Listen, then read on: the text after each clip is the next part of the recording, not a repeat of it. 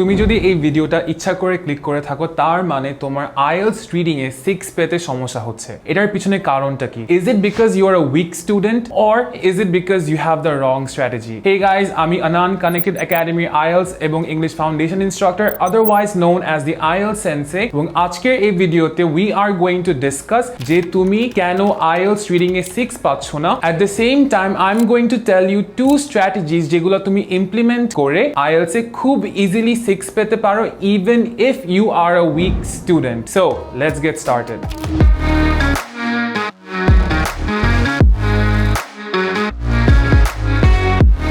First, let's talk about your requirement. So, বেশিরভাগ স্টুডেন্টসরা যখন বিদেশে যাবে ওদের overall 6.5 লাগে in IELTS with no band less than 6. তুমি যদি overall 6.5 পাও কিন্তু কোনো কারণে তোমার যদি রিডিং বা লিসেনিং একটাতে 5.5 চলে আসে তার মানে তোমার এই IELTS এক্সামটা আরেকবার দেওয়া লাগবে। আমি 6.5 বলছি তাদের জন্য যারা বিদেশে আন্ডারগ্র্যাড করতে যাচ্ছ, যারা মাস্টার্স করতে যাবে, যারা PhD করতে যাবে ওদের রিকোয়ারমেন্টটা একটু ডিফারেন্ট হবে। বাট বেশিরভাগ স্টুডেন্টসের রিকোয়ারমেন্ট থাকে overall band score of 6.5 with no band less than 6 এবং এই জায়গায় হয়তোবা তুমি স্ট্রাগল করছো যে তোমার রিডিং এক্সামে 6টা উঠছে না। Let's talk about what it tax to get a 6 in reading. So আমরা জানি যে IELTS এ 40 কোয়েশ্চেন জিজ্ঞেস করা হয় ইন দ্য রিডিং এক্সাম এবং এটা আমাদের 1 আওয়ারের মধ্যে অ্যান্সার করা লাগবে। 40 কোয়েশ্চেনস এর মধ্যে কতগুলো কোয়েশ্চেন কারেক্টলি অ্যান্সার করলে আমি 6 পাবো? The answer to that is between 23 to 26। তার মানে আমি 23টা থেকে 26টা কোয়েশ্চেন যদি কারেক্টলি অ্যান্সার করি আমার IELTS রিডিং এ 6 উঠে যাচ্ছে। The thing with this is যে তুমি এখন 17টার মতন কোয়েশ্চেন ভুল অ্যান্সার করলেও তোমার রিকোয়ারমেন্টটা মিট হয়ে যাচ্ছে and that gives you a little bit of reading space, right? যে তুমি 1 ঘন্টার মধ্যে এখন 23টা কোয়েশ্চেন অ্যান্সার করার চেষ্টা করছো। Look, this is where most students go wrong, যে ওরা ওদের উইক ক্যাপাবিলিটিস নিয়ে ওরা দুর্বল হওয়া সত্ত্বেও চেষ্টা করে হচ্ছে 40 মিনিটের মধ্যে সবগুলা প্যাসেজ answer করা। If you are a weak student, you should not be doing that. So what should you do instead? এখন আমরা আসবো হচ্ছে আমার ফার্স্ট স্ট্র্যাটেজিতে, যেটাকে আমি বলি হচ্ছে the TPT, যেটার নাম আমি তৈরি করেছি the TPT. It stands for the two passage tactic. Two passage tactic কেন? এখানে আমি তোমাদেরকে বলবো যে don't try to attempt all 3 passages of the reading test. Instead, focus on just 2 passages. এটা একটু রিস্কি হয়ে যায় কারণ অনেক ইনস্ট্রাক্টর, অনেক ইউটিউবার তোমাদেরকে এই কথা বলবে না জাস্ট 2টা প্যাসেজ সলভ করে আসতে। এটা আমি তোমাদেরকে কেন বলছি, লেটস গো देयर। এক একটা প্যাসেজে তোমাদেরকে কোয়েশ্চেন জিজ্ঞেস করা হবে अराउंड 13। তার মানে 2টা প্যাসেজে তোমার কোয়েশ্চেন থাকবে হচ্ছে 26টা কোয়েশ্চেন এন্ড তুমি যদি ওই 26টা কোয়েশ্চেন অ্যাটেম্প্ট করি you get 90% of them correct, you get band 6। ওভাবেই তুমি ব্যান্ড 6 পেয়ে যাচ্ছ। সমস্যা হয় যখন তুমি সবগুলো কোয়েশ্চেন অ্যাটেম্প্ট করতে যাবে, যার ফলে দেখা যাবে তুমি তাড়াহুড়া করছো, যার কারণে তোমার ওই মিনিমাম রিকোয়ারমেন্টটা 23টা কোয়েশ্চেন কারেক্টলি অ্যান্সার হবে না। Strategy is only for students যারা এরকম ফিল করে ইস যদি আমার আরেকটু সময় থাকতো রিডিং এক্সামে তাহলে আমি সবগুলো অ্যান্সার করতে পারতাম বা আরো ঠিকভাবে অ্যান্সার আমি দিতে পারতাম। This is for you. High accuracy, more time. Let me get into more details. So, when you get the question paper, select 2 passages. এখন রিডিং এর সাধারণত প্রথম 2টা প্যাসেজ ইজি হয় বাট তুমি যখন এক্সাম দিবে কেসটা মাই বি ডিফারেন্ট হতে পারে। সো এমন 2টা প্যাসেজ সিলেক্ট করো যেগুলোর কোয়েশ্চেন টাইপস গুলো তোমার ভালো লাগে, যে কোয়েশ্চেন টাইপস গুলো নিয়ে তুমি কমফোর্টেবল, যে ধরো তুমি MCQ খুব ইজিলি অ্যান্সার করতে পারো, তুমি সেন্টেন্স কমপ্লিশন খুব ইজিলি অ্যান্সার করতে পারো। ওই প্যাসেজগুলোর উপরে ফোকাস করো যে প্যাসেজগুলোতে এই কোয়েশ্চেন টাইপস গুলো আছে and take 50 to 55 minutes in solving those 2 question papers or those 2 passages. এটা অনেকে তোমাকে বলবে না কারণ আমরা জানি হচ্ছে রিডিং এ পার প্যাসেজে আমাদের 20 মিনিট করে সময় দেওয়া হয়। এখানে আমি তোমাকে বলছি হচ্ছে 2টা প্যাসেজ 50 to 55 মিনিটসে সলভ করতে। Why is that? যাতে তুমি সময় নিয়ে ওই কোয়েশ্চেনগুলো যখন অ্যান্সার করবে তোমার অ্যাকুরেসি লেভেলটা বেড়ে যাবে এবং তোমার বেশিরভাগ অ্যান্সারগুলো কারেক্ট হবে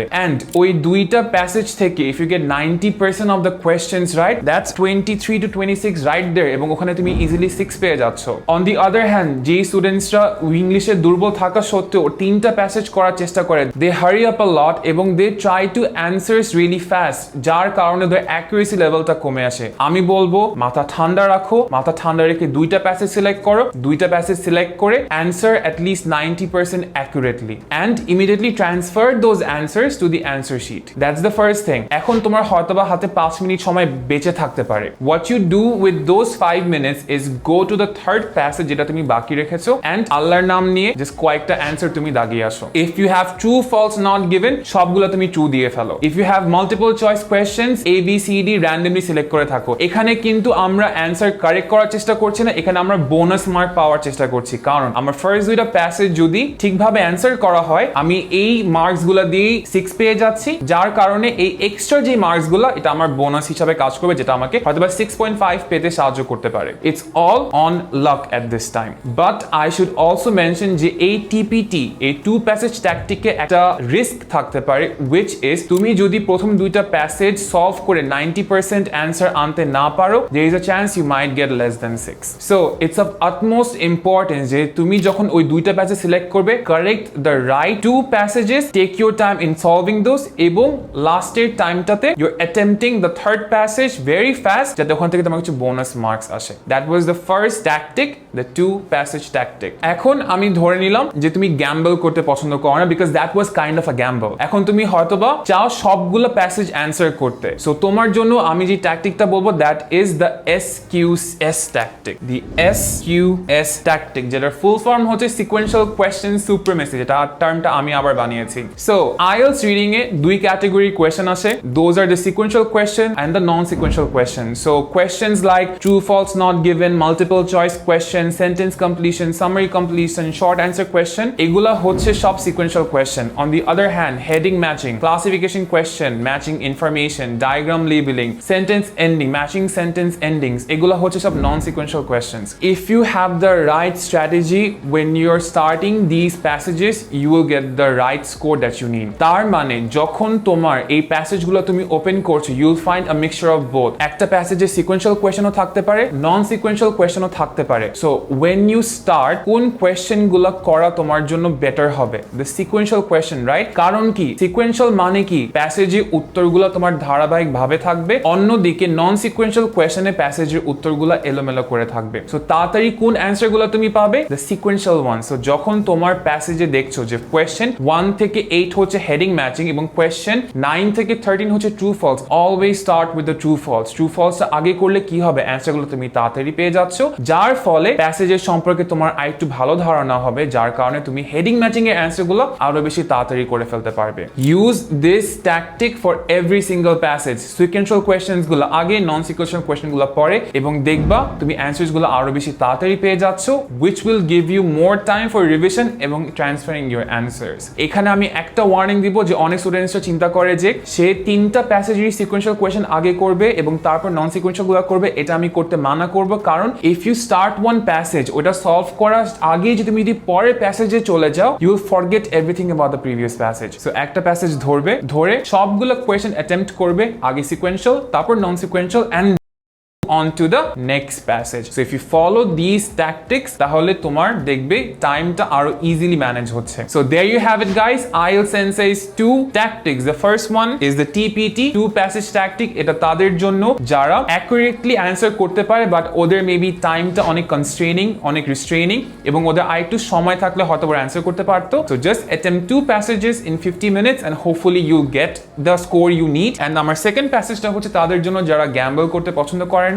It's the SQS, Sequential Question Supremacy. Just start with the sequential questions and then move on to the non-sequential questions. So hopefully these two tactics are going to come of use to you. আর তোমাদের যদি আর কোনো help লাগে regarding IELTS preparation or with basic English training, as you know, I am a teacher of Connected Academy এবং আমাদের এখানে দুইটা best course আছে. One is the IELTS VIP course, তাদের জন্য যারা IELTS preparation নেওয়ার চেষ্টা করছে এবং they want comprehensive training in listening, reading, writing and speaking. আরেকটা হচ্ছে আমাদের English Foundation course তাদের জন্য যাদের ইংলিশটা একটু দুর্বল দুর্বল এবং ওরা ওদের grammar, basic speaking, basic writing, basic listening, basic reading এগুলো ইমপ্রুভ করতে চাচ্ছে। I will leave a link to both the courses in the description below, so sign up and one of our team members is going to get in touch with you. So there you have it guys, আমার 2 tactics for reading if you're struggling with IELTS. So আজকের video এই পর্যন্তই, আপনার সাথে আমার দেখা হবে আগামী ভিডিওতে। So if you like the video please leave a like, যদি ভিডিওটা ভালোবেসে থাকেন please subscribe, and if you think যে ভিডিওটা আরেকটু বেটার করা যেত please leave a comment. I